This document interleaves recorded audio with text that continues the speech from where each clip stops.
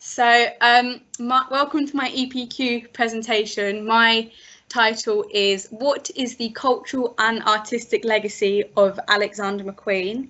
Alexander McQueen obviously being one of the most significant and influential fashion designers of the 20th and 21st century.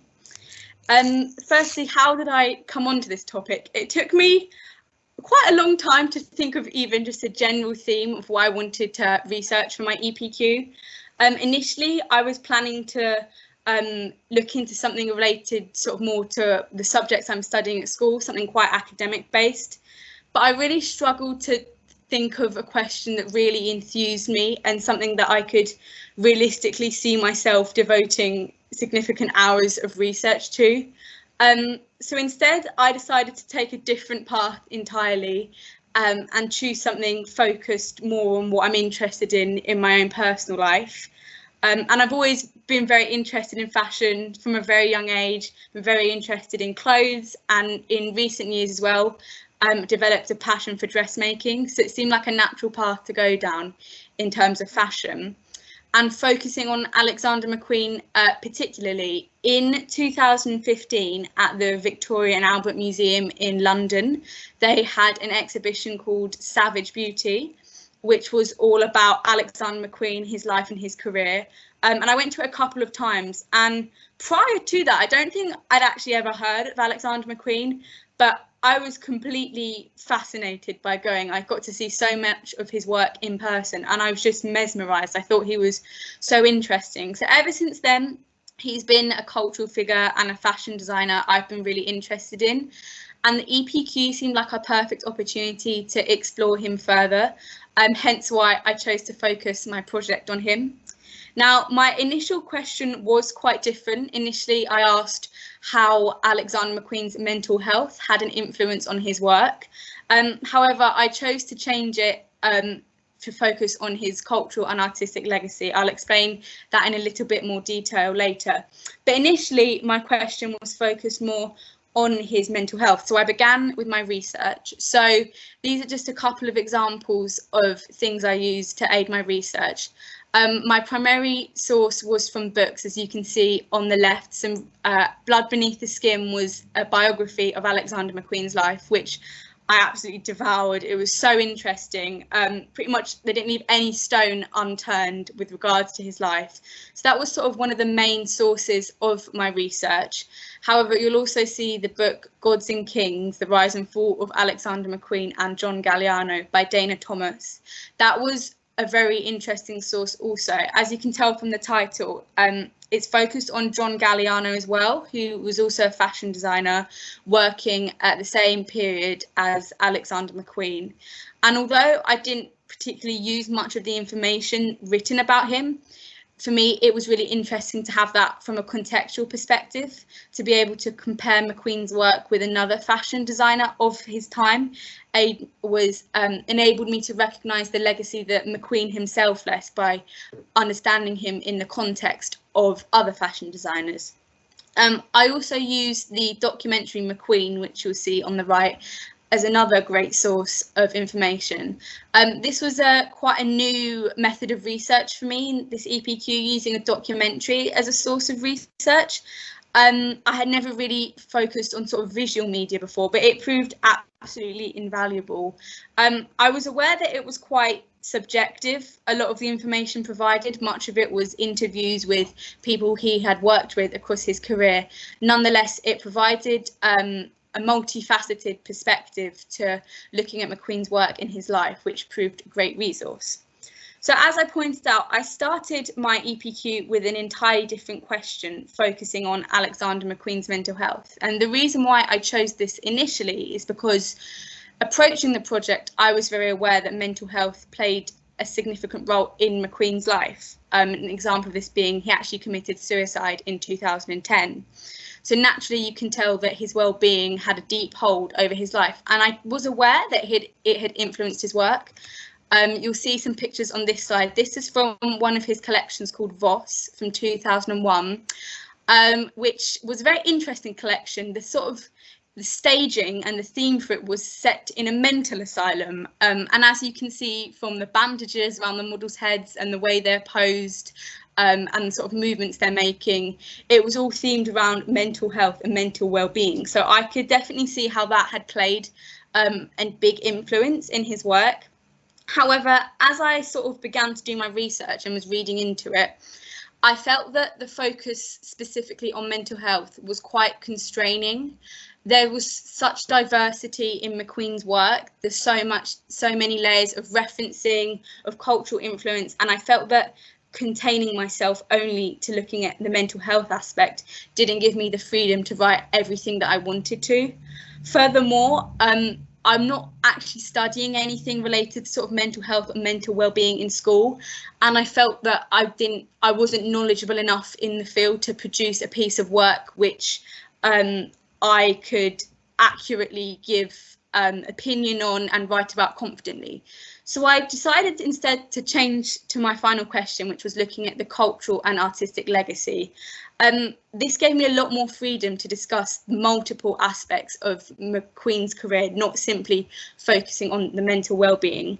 And another reason why I preferred this question was because it allowed me to look at an aspect of fashion which I felt combated the stereotype. I think the fashion industry is often seen as one which is very shallow, very superficial, lacking any depth. And whilst from one perspective, I can see how some people would think that, Alexander McQueen, for me, was someone who represented everything apart from superficiality. His work is so beautiful and artistic and referenced, and in exploring his legacy that he's left, I was able to focus on that. So from a personal perspective, relating to my own personal views, it made much more sense to focus my EPQ on that. So once I had that question, the initial challenge it brought was a way to then refine all my research. Having read multiple books, watched multiple films, read multiple articles, there was a lot that I could have spoken about. And because of the broadness that came with the question, whilst on the one hand it was a good thing, I did find it was a challenge to refine all my information and my knowledge into one essay. So that was a really great skill I've learned through doing this project, is taking such a huge body of research and picking out the bits that are most significant to the particular question I was asking. You'll see some pictures here which cover a couple of the different aspects that I've looked into, the ones that I felt were most important. So a key example being the tailoring. You'll see in these bumster trousers here, which were a silhouette that McQueen himself invented. That was a key thing I looked at, is tailoring and his work in transforming our typical approaches to fashion to create new and original ideas. I chose specifically to look at his fashion shows as opposed to focusing on his more personal life. Whilst that understandably came up because it was a huge influence in his work, I wanted to focus it more on looking at the collections and the clothing and the theatrics themselves, simply because it's something I had a bit more of an interest in, and it also allowed me to have a more focused project. So you'll see as well, I've got a picture here of the finale from a show called Number 13, where the model was spray painted by robots at the end, and that to me reflected the theatrics Alexander McQueen used in his work, which is something that has influenced fashion to this day. Thinking of Chanel, for example, they a couple of years ago had a fashion show staged around a supermarket, and it's because Alexander McQueen introduced these hugely theatrical fashion shows that's had such a big influence on fashion in the modern day. I also focused on things such as the hair and makeup, and for me that reflected how McQueen wasn't entirely focused on clothing and garments themselves. He recognised that fashion focused on multiple aspects, and hair and makeup was key in sending his messages across. A particular case study I wanted to share with you from my own research, one that I hadn't found was particularly focused on in the books I read, but just something that really stood out to me, was this particular ensemble here. This is from a collection called In Memory of Elizabeth Ho Salem 1662, which, as you can tell from the title, took influence from the Salem witch trials in the 1600s. As part of my research, I spent a lot of time actually watching the Alexander McQueen fashion shows. that added a different approach to my research in understanding how the clothing moved and how it looked whilst models were wearing it, added a different dynamic. So that was something that I got a lot of research from. And this particular garment really stood out to me. As you can tell, the model is wearing a leather corset which covers her entirely from her forehead to her thigh, apart from the gap for her eyes. And as I'm sure you can imagine, if you pretty much your entire torso is encapsulated in hard leather, it's very difficult to walk. And I could tell that when I was watching this, the video of the model wearing it, that she was clearly struggling to move in it. And I think that raised a question that I asked myself several times in this project is, why would you design clothes that are unwearable or very impractical? And I think in thinking about that more deeply really helped me to recognise the legacy that McQueen left, because he didn't just view fashion as a business, as something where you make garments for no reason other than to be sold. He viewed it as an art form, which you can understand in this leather corset you're seeing here. It's not merely just clothing, it's a piece of art that the model is wearing. And I think that was quite a unique approach he had to fashion, especially considering fashion in the 21st century, where a lot of it is viewed simply for commercial gain. He really was the antithesis of that and wanted to create art forms.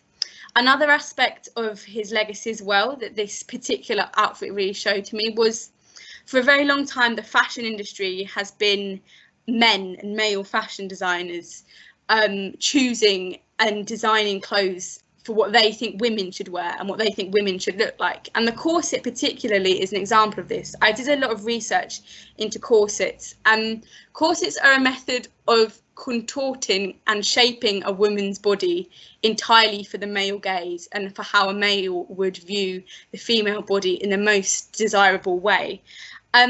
So you could argue in Alexander McQueen's use of corsets, surely he's just feeding into that very patriarchal approach to fashion. But for me, he does the complete opposite of that.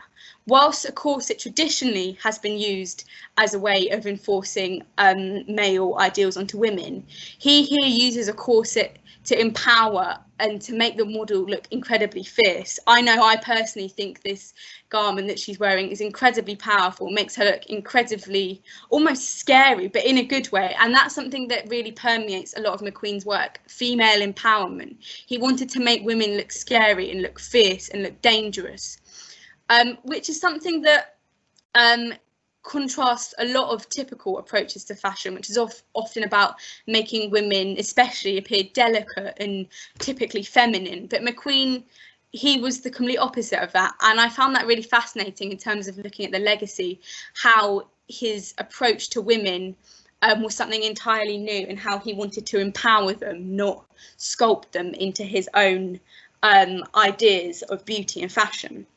However, when considering the legacy, as I was doing my research, I recognised whilst it's important to look at the work he did whilst he was alive, part of looking at a legacy is what he's left behind. And this led me on to searching as to what remains of him now that he's no longer with us. So you'll see a couple of pictures here. The first one is Lady Gaga in her music video for Bad Romance, which is probably one of the most iconic songs of the 21st century so far, and the music video especially played a big role in that. And as you can see in this picture, she's wearing an entire ensemble from Alexander McQueen, and she wears a lot of his designs in the music video. And this for me really reflected how his legacy transcends the fashion world. It enters the music world, it enters the film world. It's not simply restrained by fashion, but enters a whole variety of cultural means. And in seeing Lady Gaga wear his work in her music video was an example of this. Another aspect of his legacy I also explored was the Sarah Bandy Foundation. This was a charitable foundation he launched towards the end of his life, which provides scholarships and financial support to up-and-coming fashion designers. And this reflects a completely different aspect of McQueen's legacy, not simply the artistic and the fashion-focused one, but a legacy which shows his empathy and his humanity. And I think that's really important as well, his ability to recognise that although fashion is a very difficult industry to become part of and to be successful in, he wanted to give that opportunity to other people. And that to me demonstrates how his legacy continues after his death. So in terms of reflecting on my EPQ, I am so grateful that I chose to focus on Alexander McQueen as my topic, because to be very honest, I have enjoyed doing it so much, from reading it to writing it to finalising it. It's been an opportunity for me to really explore an area of interest that, whilst I've always been interested in it, allowed me to expand it further and to really understand the fashion world more, and made me realise why I have such a passion for it. In terms of sort of a skills perspective and a research perspective, the amount of research and knowledge that I had going into this through all my reading and watching and finding different sources and condensing that into one essay was a great skill. I've learned how to sort of finalise my thoughts into a final essay. So that's definitely a great skill I've learned, which hopefully will be very beneficial for me in the future. But in total, my the main thing I've taken away from this project is really just to appreciate why is the appreciation for why I'm so interested in fashion, and I've learned a great deal from it. So thank you everyone for listening. If you have any questions, you can ask them now.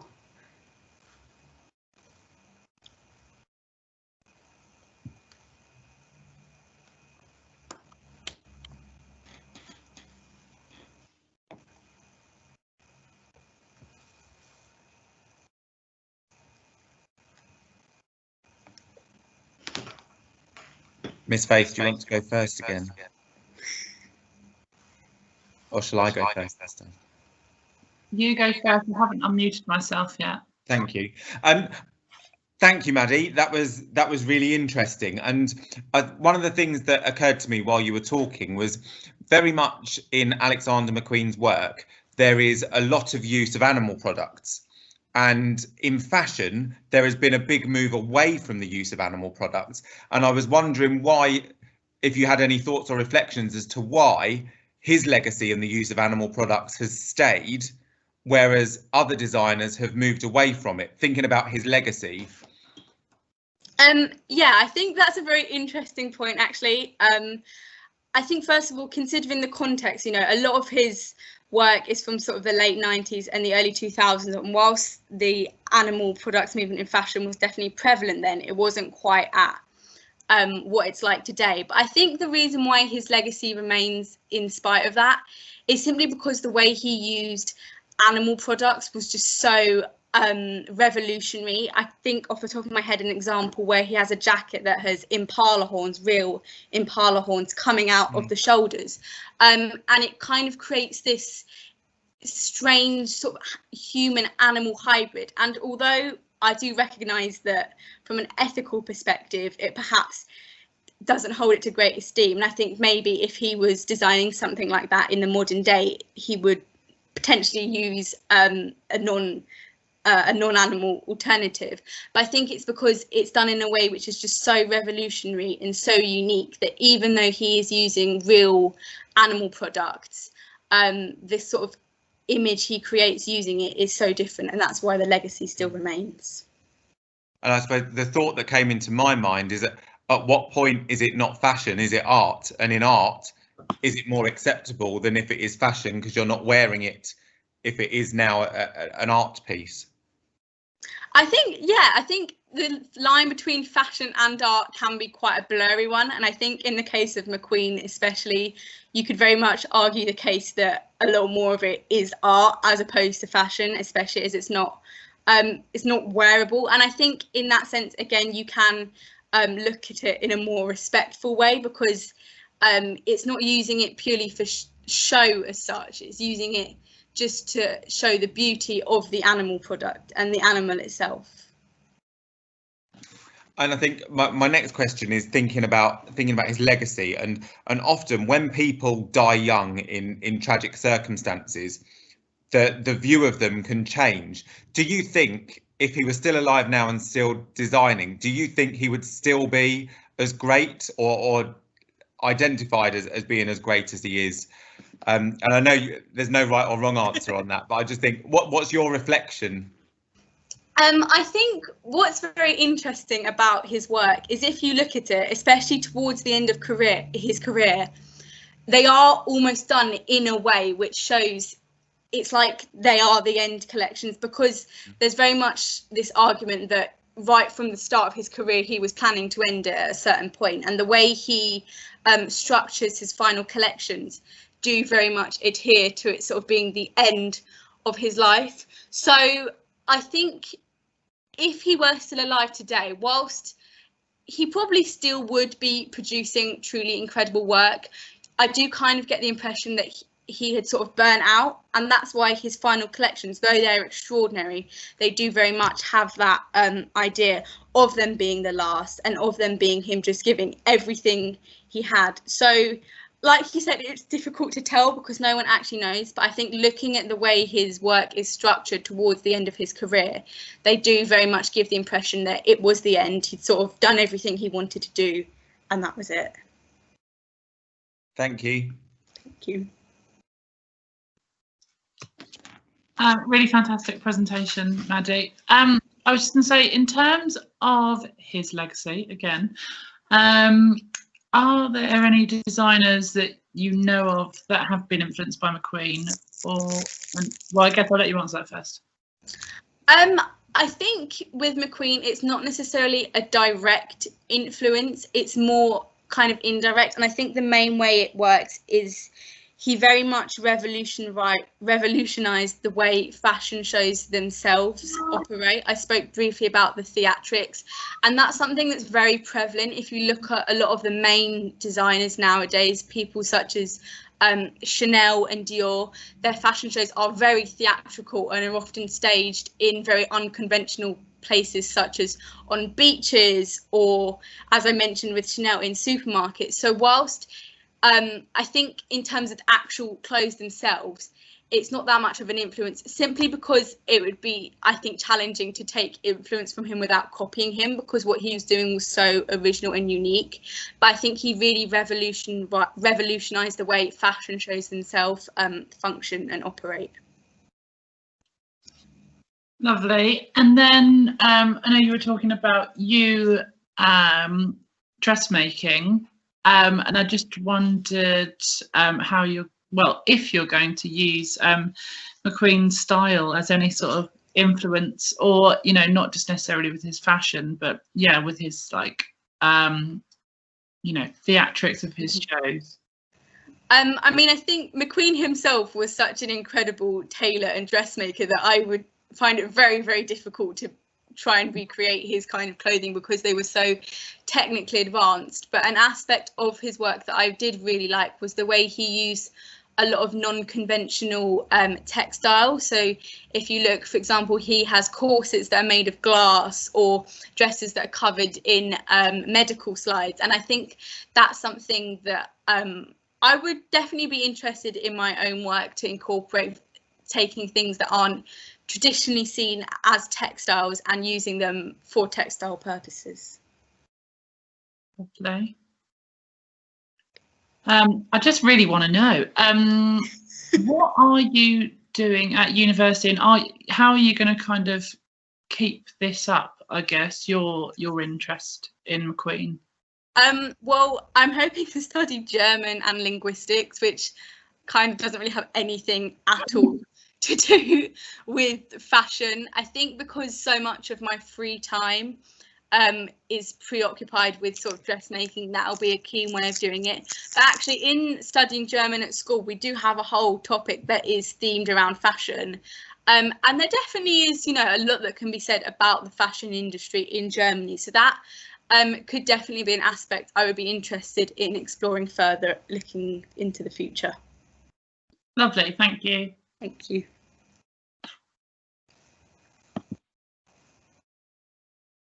Are there any other questions?